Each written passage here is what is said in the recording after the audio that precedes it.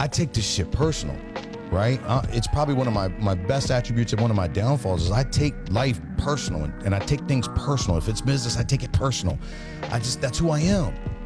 And I'm unapologetic for that. So I'm not gonna say sorry because I'm hurting because somebody left my organization, or I'm mad because somebody hates on me, or I take it offensive when somebody doesn't. I'm not gonna apologize about that. That's who I am. That's my authentic self.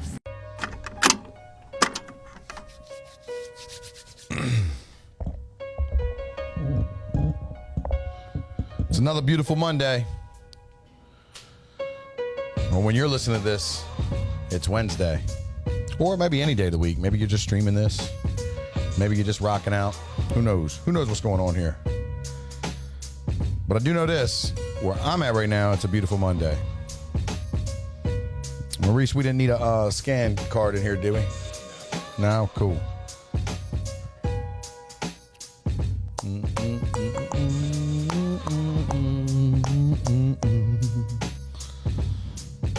I just love that theme song. I just love that theme song. Oh no, I hit the record button again. Where's Chet when I need him? All right, I started it over. Oh my gosh. Welcome to Chant Talk with Brandon Hudson. I am your only host today, Brandon Hudson. That clap is usually for Mr. Chet Corman. Chet is on a secret special mission that we're not allowed to talk about, that I just talked about. He will be back next week. But welcome to this episode of Champ Talk with Brandon Hudson. I noticed a couple things. We're going to make some adjustments. I noticed that I'm really loud in the speaker box when I be talking, so I got to get my mouth off the mic so much. Pause, and I got to make sure that I'm that I'm in a good space. I'm not going to lie today. I'm in a very, very nervous, like butterfly state right now, and not because I'm doing this by myself, but I'm going to get vulnerable with you guys today. I'm going to get like really open and talk about some things that I've shared before, but not necessarily to this capacity. So, yeah, it's got me nervous because I really don't have an idea how I'm going to close it, how I'm going to wrap it up, and what I'm actually going to say. But you know me in typical Brandon Hudson fashion, I just let it rock. But first, let's get through our announcements. All right, so we are, according to this, a week and a half away. So August 27th, we've got the big fight. Jamie Staskowski at Stellar Fights. Old Jamie. By the way, this episode of Champ Talk with Brandon Hudson is brought to you by Cactus Taverna. Holla at Abe and Ahmed over there and tell them that we sent you. We appreciate everything and all the support that they've done. But back to our announcements. Yep, Jamie's fighting. He's got a kickboxing match, pending no issues, no pullouts.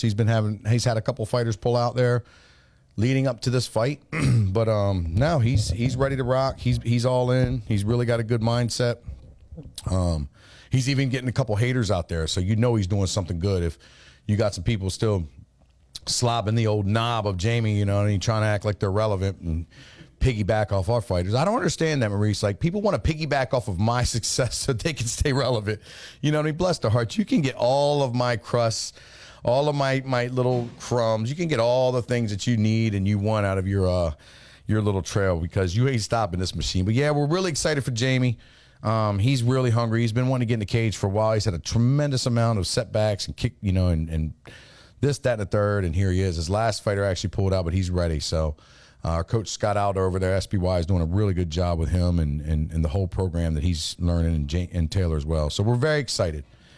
Also, that same day, we've got a couple fighters that are going to be doing the kickboxing tournament. K1 kickboxing tournament is going to be right next door to Stellar Fights. Everything's outside under the pavilions. So you're going to have an all-day, 1 or 2 days tournament going on with a bunch of our fighters there that are going to be doing the kickboxing. I know Dion and Addison, our youngins, are signed up right now, so we're excited to see their success. And then also, after that, we go right next door and watch Jamie get busy. So we're very excited. Get your tickets now. Don't wait. Don't delay on that. In other Stellar Fight news, we are coming back to the Civic Center. We're coming back to the Civic Center to bring October 22nd, Stellar Fights Pro MMA Salisbury 2. We've got a handful of fighters in the pickings, and we're ready to get them right.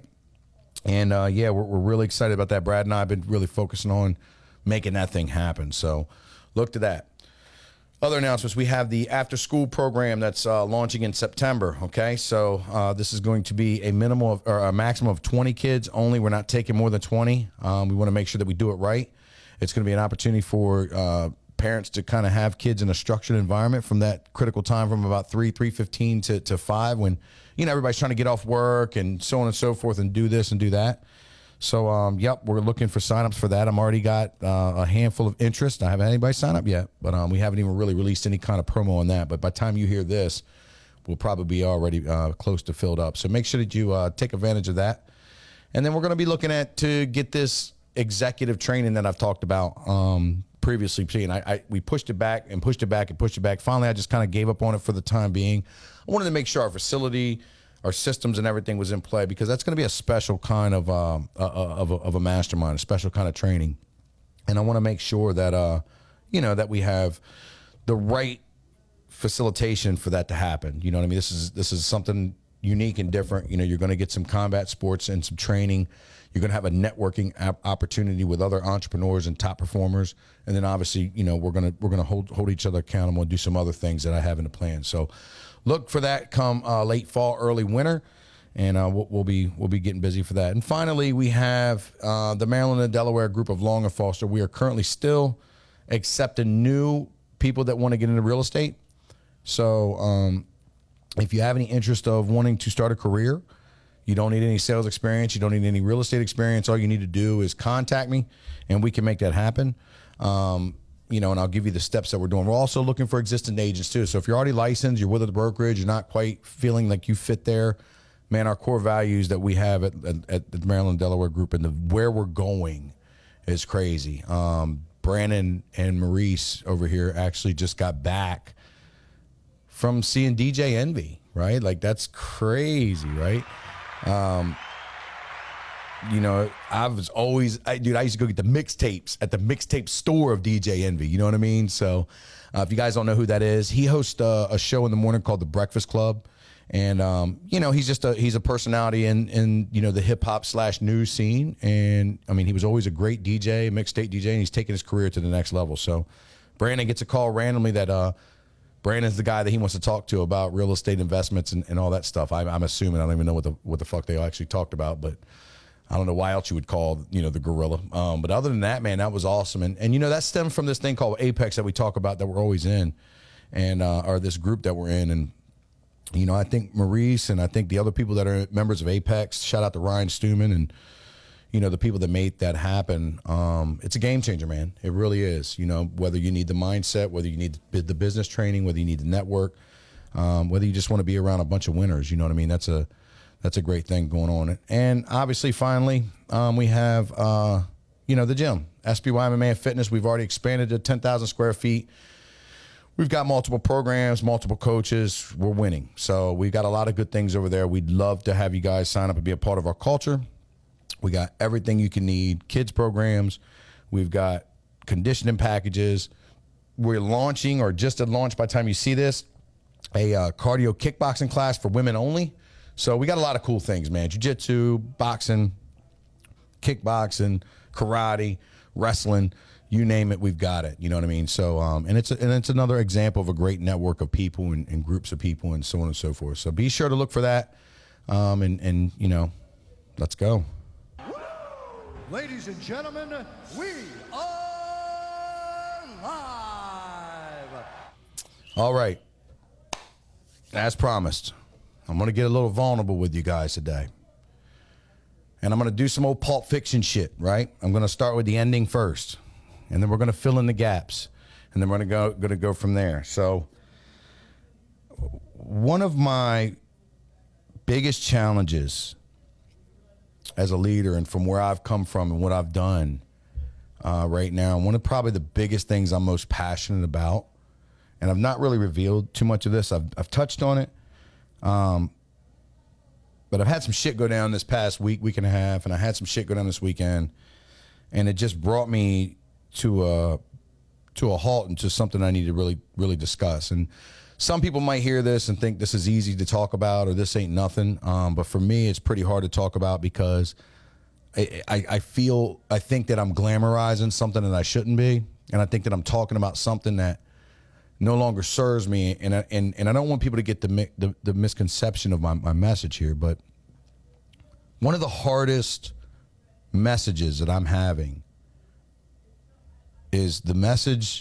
right combination of words to talk to people that I know that are still selling drugs. I have a hard way of communicating with the people that are still in the game, as we call it, and they're still, they want to get out, or maybe they don't want to get out, or whatever the case may be, and they looked at me as like a winning story. They look at me as like a success story, but at the same time, I'm no longer relevant because I'm not into that world. And, the things that we say are so much easier said than done, right? What is that right combination of words? What is that right direction that I give, these people to help them figure out that transition from going in that world and then, turning that leaf? And what's going to make this so hard for me to talk about and so vulnerable is because I need to take it back. I need to take it back to that era. I need to go back to where we were then, right? And where I was then. You know what I mean? And I need to, maybe it's almost like a therapy session right now for me to speak this shit out and be held accountable by the people that are watching and listening so that I can really get my thoughts in order so I can figure out this right combination of words so I can help my people, man. You know what I mean? Like Salisbury is my people, man. You know what I mean?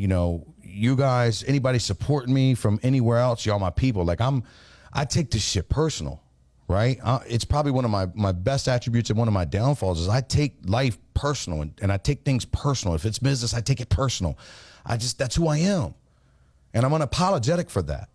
So I'm not gonna say sorry because I'm hurting because somebody left my organization, or I'm mad because somebody hates on me, or I take it offensive when somebody doesn't. I'm not gonna apologize about that. That's who I am.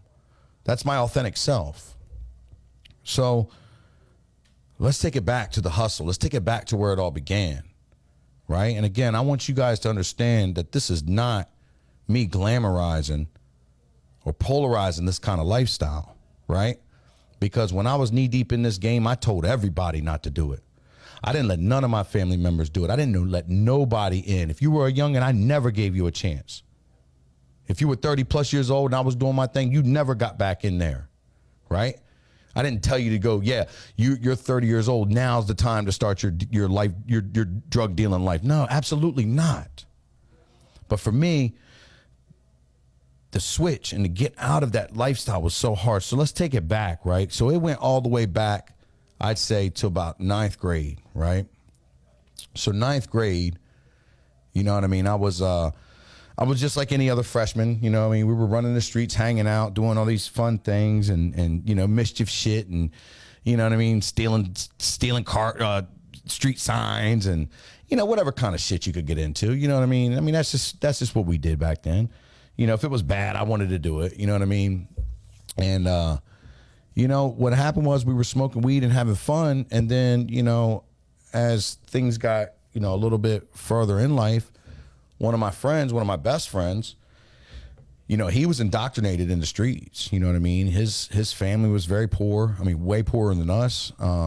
His lifestyle was tough. His family members were involved in dealing cocaine. And crack. I mean, it was like a culture in itself within his household. So obviously, as a young person, poor and broke and everything, he's selling weed and selling all of us weed and stuff like that. And we're not going to name any names here because I don't do that dry snitching shit. We're not going to be like, hey, such and such back in the day, because that's not me. This was all on me. This was all on me completely. But at the end of the day, this is the story. So I remember being in 9th grade and hanging out late night with my friends, right? And I think this was the turning point on why I decided to sell marijuana. Is we were hung out weekend after weekend. And this particular weekend, we had went to Skateland and my boy paid my way, right? I had $10. My parents gave me $10. That's the best I got. So, maybe I paid my way in, maybe not, but we had went to Skateland. He had paid my way, bought me pizza, smoked me up. You know what I mean? We left Skateland. We went to hang out. We went to, did this and did this. And I mean, it was like a whole like weekend of him buying me and paying my way. And at that point, I didn't see what was wrong with that. It was my friend. He had it. I don't have it. Cool.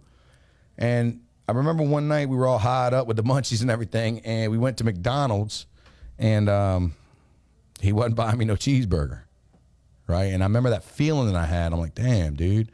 I felt worthless by asking him for more handouts, and then I felt even more worthless because I didn't have any money, right? And like most people, man, most people go out and get a job. You know what I mean? Most people say, I'm going to go work, and most people I'm going to say, this is what we're going to do. And I don't know what it was. I don't know what the influence was at the time. It was probably a multitude of things.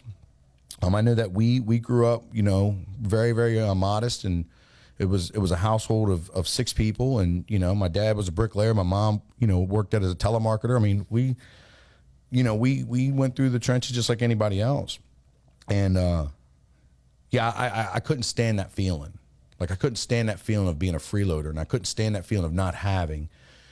And I wasn't good at stealing. You know what I mean? I would get caught anything I stole. I wasn't good at, I didn't want to do anything morally wrong. I didn't want to go rob people or steal from my friends. And I wasn't a fucking dirtball. But I did not like to be a freeloader. And I wanted to be my own man. And I was the oldest out of everybody. So when you talk about, I didn't have any older cousins. I didn't have any older brothers. And, the streets and the neighborhoods and the guys from the neighborhoods were my older siblings. And, it's eat or get eaten out there. You know what I mean? So I somehow, some shape or form, I got my first ounce of weed and broke it all down in dime bags. And you know what I mean? Here we go. We're selling, we're flipping in high school, and we're selling to our friends. And, I'm just starting to maneuver into the minutia of the early days of selling weed and what that felt like. Right. And the power that it gave me.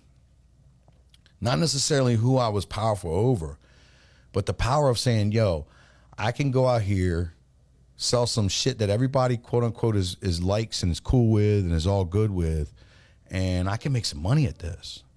And of course, the hustler mentality, you all the money you make, you go buy a bigger bag, and then you sell that, and all the money you make, you go buy a bigger bag, and then you get a bigger bag, and then you get a bigger bag. And that was the kind of hustle that I learned early. And a lot of my hustling days and years and stuff like that has done well for me in business, right? I've taken the same kind of mentality, the same kind of hustle and all that in business, you know what I mean, that I learned from the streets. But again, man, what kind of sacrifice I had to face and had to go through just to learn like a easy way to hustle, right?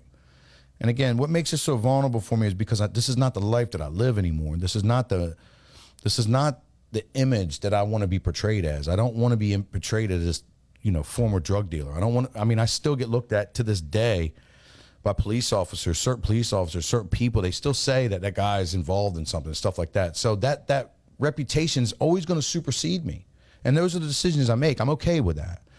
A lot of my cop friends have to reinforce, well, I don't think like that, dude. I don't care who thinks like that. You know what I mean? I understand what I did. I understand what it looks like. So that's what I'll live for the rest of my life. It doesn't hurt me or bother me, or I don't care. It doesn't faze me either way. So, once you go through high school and you're starting to, it was always like, for me, it was always bigger and bigger and bigger. How far could I go? How far could I take it? And next thing you know, we're moving a couple pounds, and now, that's a little bit more serious. And, now you're dealing with people that want to rob you. And now you're dealing with people that want to tote guns, and you're toting guns. And, it just went from this, really small thing to where you're getting your buddies high and you're hanging out to all of a sudden now, man, I'm buying my own school clothes. You know what I mean? I'm paying for my own trips. Well, of course, the lifestyle now, I want to go out every night. You know what I mean? So every night at school, and I was one of them kids, I went to school every day, right? But I went every day to school after being out till, 1, 2, 3 in the morning, right? What are you doing at 15, 16, 17 years old till 3 in the morning? You're fucking off, right? And, you're partying early, you're doing this, but you're also in the mix of the game.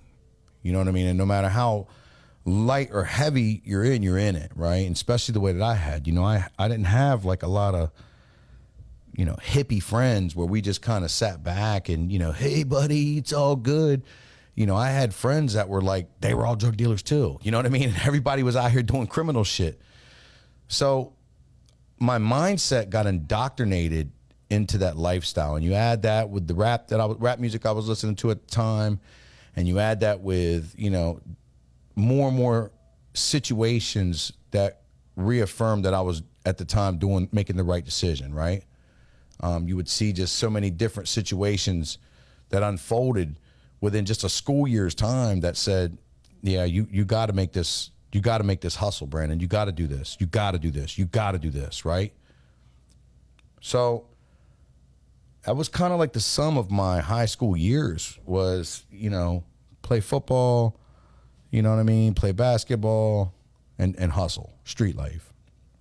And then I graduated. And, I went and got jobs and I worked this, but now what happens is I'm working at a job and I don't understand the work your way up mentality, right? Because I'm sitting here making what I can make in a week at this job in a day, right? And of course I feel like I'm owed something, like I'm owed this level of respect, or I'm owed this level of whatever entitlement, where I think that because I'm out here grinding it and I'm being generous with what I'm doing, that it's okay, that excuses the behavior. And it's just fucking weed, right, people? It's just marijuana. It's never gonna hurt nobody.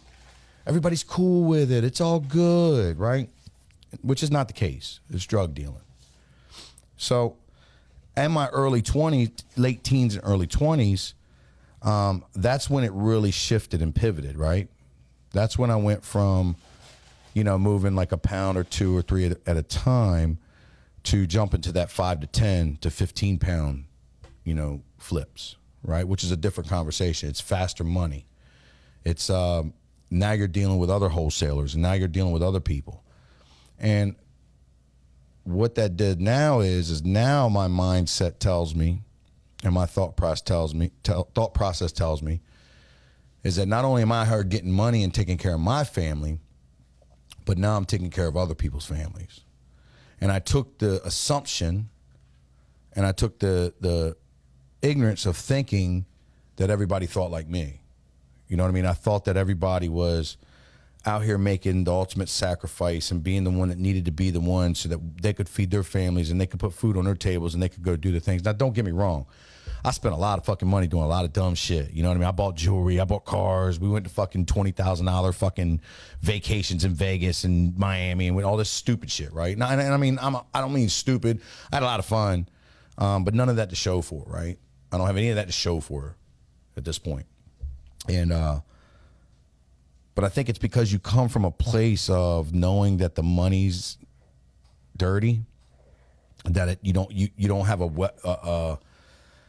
a worthiness of keeping on to it and holding on to it. I think you want to get rid of it because you make it so fast, and you know that it's really not an honest pay, right? And I didn't think I was a bad person this whole time, but neither do bad people, right? They don't think they're bad either. So as we crept up into the early 20s, late 20s, man, it really just took off to a whole different conversation. And then you add all the things that go on, man, the shootings, the beatings, you know what I mean? You add on to the people getting locked up, the murders, you know what I mean? Like, I don't tell a lot of people this, but, I've had 2 close friends that were, one of them was, robbed and left underneath the damn apartment complex in the cold and killed, you know what I mean? Shot and killed. You know what I mean? This is a phenomenal human being. You know what I mean? I had another friend who, a childhood friend who was, these girls set him up and the guys were waiting for him. And, one of them was his cousin, and they duct taped him and tortured him and beat him and for him to give up, me and my friend's number. So, what I mean? And I'll tell you right now, I'd have paid any ransom to have him home. Right. And He ended up dying. He ended up suffocating from the duct tape. You know what I mean? And this kid didn't even hustle. And these are just like the two biggest ones that stand out. I got a best friend right now doing 20 years or 30 years. He's on his 19th year for swallowing out at a party one night drunk, thirst with power. You know what I mean? So these are like, but the bad part about these stories that I'm telling you is these are everyday stories. Like this wasn't like, this shit was going on all the time. Like these, not necessarily to this degree. But in my mind, somehow I wrapped around that this was normal behavior in a normal life and an acceptable way of living. And then you take away the amount of relationships I destroyed and my marriage that I destroyed and, you know, the examples that I set. None of that sunk in. How many times my mother and my grandmother would tell me, just stop, cry their eyes out. You know what I mean? And I would come with some sort of validation or some sort of reason into why it needed to be done. And ultimately, then you go back and you go even deeper. We're going to peel some layers back now. It was beneath me to go get a job serving people, which is crazy because one of my core values is lead by serving, right? But it was beneath me for me or my girlfriend or wife at the time to go get a job, say, in the food industry.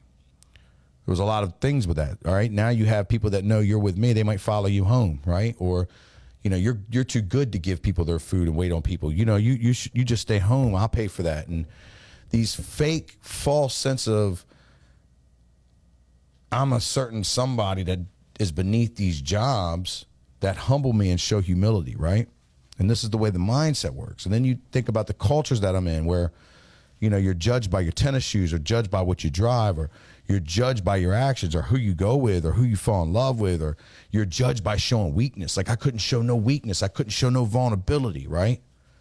The retaliation, the reaction to anything that hurt me, anything that made me cry, made me hurt or feel like a victim was violence. You know, was violence, was taking. I had to take whatever you had. I had to take what you had. I had to take your girl. I had to take your fucking your life. I had to take your money. I had to take whatever you had, right? Like I had to take your business. And it was just a jungle, man. Just a jungle of lies and deceit. You know, I'm being lied to about my status and about who I am and what I'm making. I'm being lied to about the purpose behind all this. I'm thinking that this is the right thing. I'm thinking that I need to do this. And then by time, you know, my late 20s wrapped up and came around, I was so far deep into it, I didn't know how to stop. You know, I had spent so much time perfecting the dark side, the underworld, that I didn't know how to stop. And it never occurred to me, and I could never connect the dots on my true potential, because my true potential was being blocked by me staying in that position of darkness, me staying in the streets, me staying as a good drug dealer. No fucking body grows up saying I want to be a fucking drug dealer. Nobody.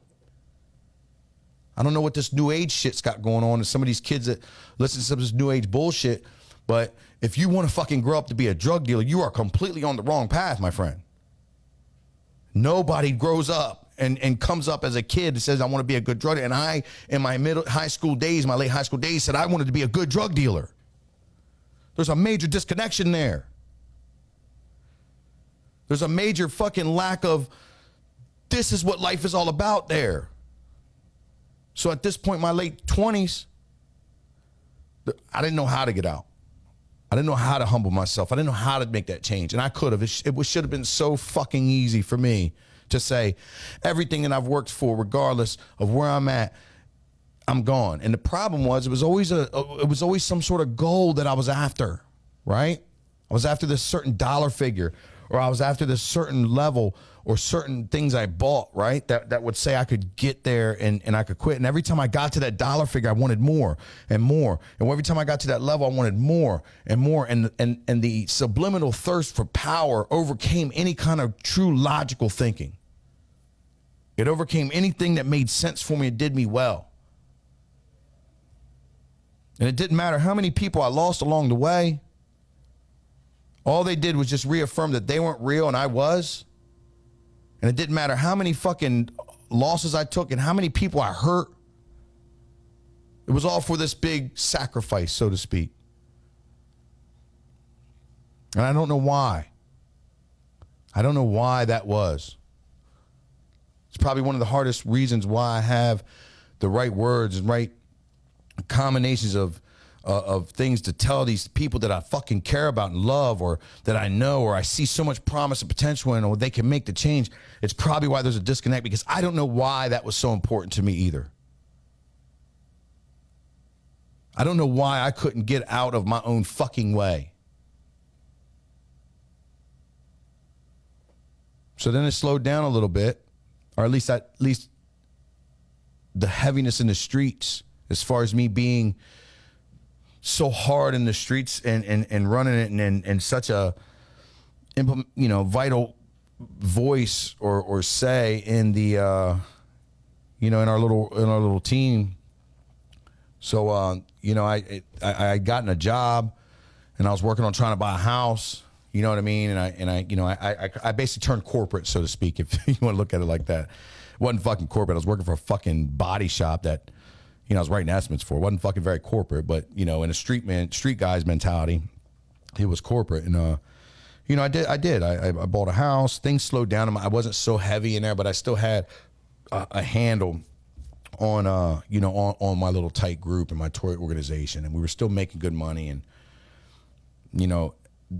there was two things that were hanging over me that I wanted to change about myself, because I knew that I was a good person. Everybody said that I was a good person. I knew in my heart I wanted to do good, but I was a cheater. I cheated on all my girlfriends, cheated on my wife, cheated on everybody, and I was a drug dealer. You know what I mean? And I those were the two dark clouds that were hanging over my name, my personality. So I got into fighting, and my marriage had diminished, and we had separated. And I got with this girl that I fell head over heels in love with, and I was doing really good at the body shop.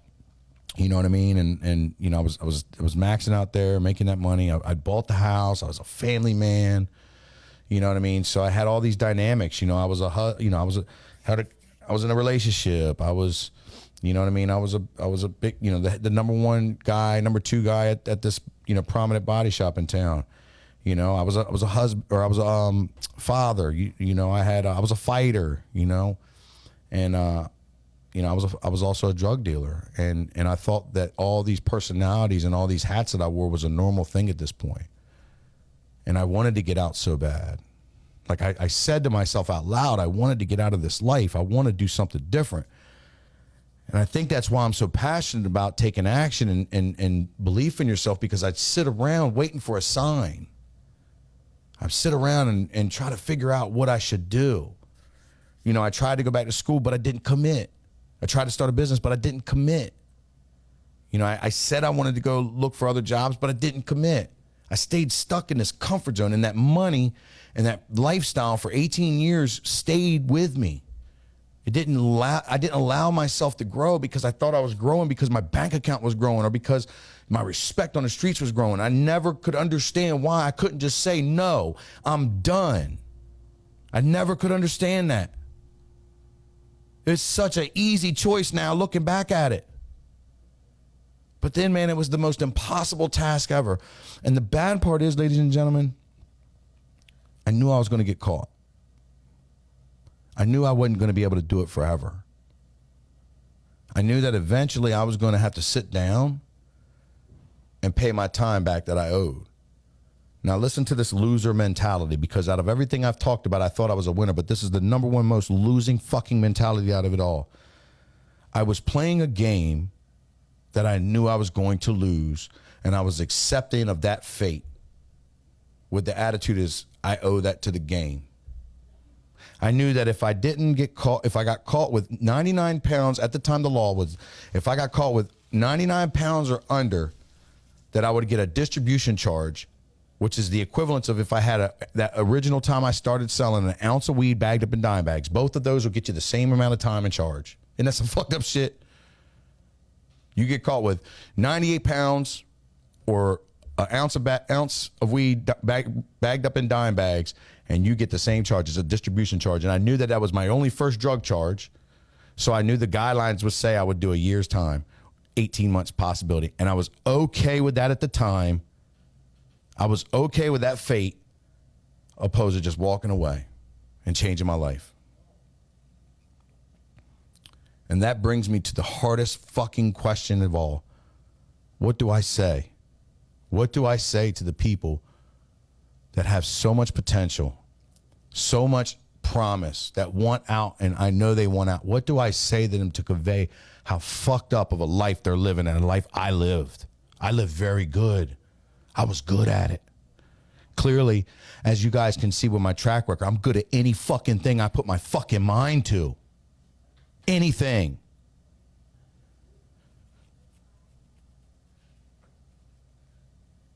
So that was that. Lo and behold, I got caught. Lo and behold, I went to jail.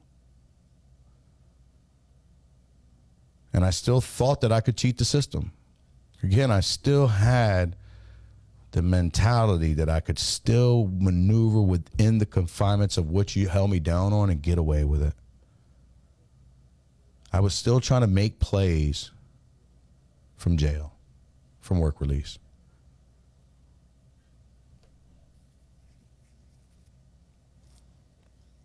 I would love to tell you that I'm embarrassed and ashamed of myself. I am a little embarrassed.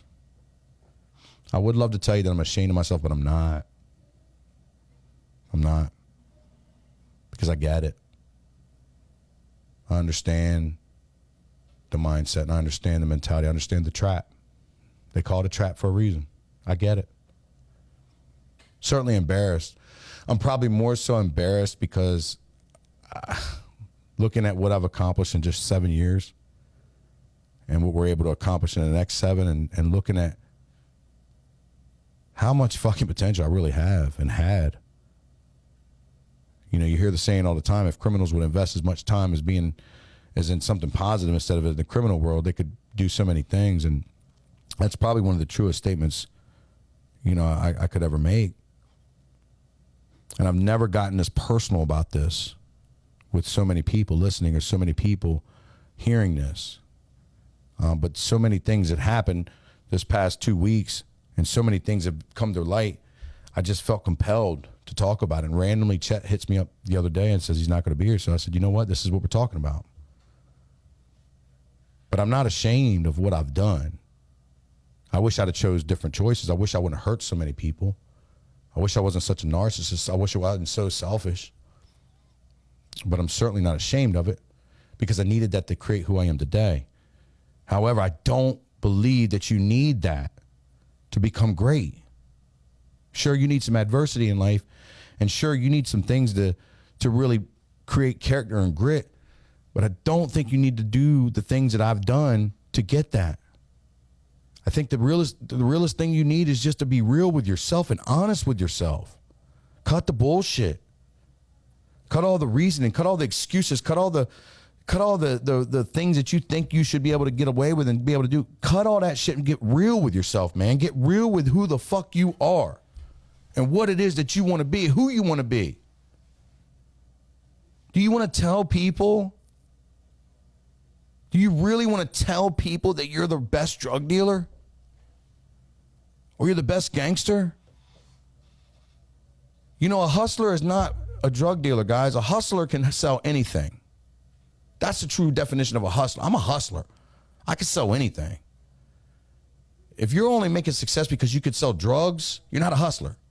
You're just a drug dealer. You're actually less than a hustler because you won't sell everything. You won't go out there and put your skills and your talents to something productive and positive. You're focused on what you're stuck in. You're focused on what you're lost in. You're focused on what you're used to and what's comfortable. That's not a hustler. But you could tell me honestly that you want to tell everybody that you're the best drug dealer? You want to tell your children that? Nobody wants to do that, man. That's not anybody's life. Sure as fuck ain't mine. So I don't get on here and talk about that life so much. So I don't give around and talk about all the fun ass times that we had. Because let me tell you something. The other bad part about being a drug dealer is this shit is fun. This shit is fucking fun. There's a lot of fucking bullshit that goes with it, but let me explain something to you. It's a lot of fun. And you think that these Band-Aids of fun define true happiness, and it's completely the opposite. These Band-Aids of fun take you so far away from happiness, it's pathetic. And hear me out. By no means am I judging. By no means am I judging you. By no means am I thinking less of you. But I do doubt you. And I only doubt you because I know that there was not a right combination of words that could get me to walk away other than me being thrown in jail. And I'm going to tell you something about that statistic. Statistically speaking, majority of the people that go to jail for selling drugs come back home and sell drugs. Statistically speaking, majority of the people that sell drugs end up dead, in jail, or their life ruined. That's just a statistic. You know, it's the unfortunate side of it, which it's hard to see when you begin it, when you start it, because you're indoctrinated into this lifestyle. It's not like I chose. It's just not like I chose to understand it all. It all presented itself so I understood it better. I was indoctrinated in this environment, in this lifestyle. Now I have choices, and I had choices, and I made those choices. But yo, tell me what fucking 14 and 15 and 16-year-old man, 18-year-old man, 24-year-old man is making the best decisions at all times, right? Let's be honest. Tell me who's making the most long-term conscious decisions that better their lifetime at that age. There's some, but not many. So that's my big hiccup. That's one of the biggest challenges that I have in my world, in my life right now, and it's eating me alive. If you want me to be really honest with you, it drives me to a point of insanity because I don't know how I can convey that message. I've lived it. I've been there. I've done it. I've had ups. I've had downs, and I've went over and been able to do bigger and better things without it. You know, I've been able to do things that I never thought that I would ever be worthy of doing, or good enough of doing, or capable of doing. I have a lot of people that look to me for power, for strength, and for help. I have a lot of people that say that the things that I'm doing. I had friends I ran into the other, just Saturday night, random friends that I ain't seen, played football with them, told me that they read every fucking post I make and it touches them and they mean it, and they're so fucking proud of me. They took pictures of me like I was a fucking celebrity and I'm their friend.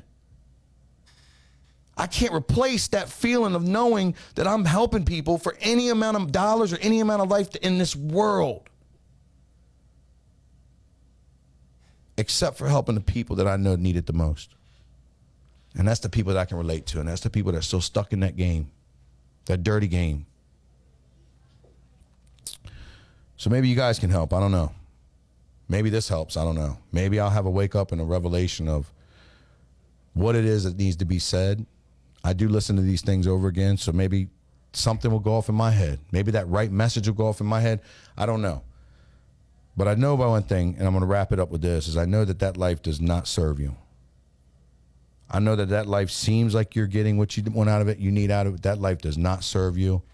That life is only going to take, and take from you. It'll give you the women, the men, whatever you're into. It'll give you the money. It'll give you the jewels. It'll give you the respect, quote unquote. It'll give you all those things that you think is feeding you right now. It'll feed your ego and feed you, and it'll give you all the trickery and the mirages. And here's this, but I'm telling you as I'm sitting here, it will take more than it will ever give you, and you will be more broke and more empty inside than you'll ever have. And if you need to talk to me about this, you can message me, call me, get up with me. I'll take the time out to talk to you about it. I don't know if I had the right answers, but I promise you, I'll give you my perspective, my insight, and I'll support you. But I'm not going to support bullshit. I'm not going to support you just crying the blues.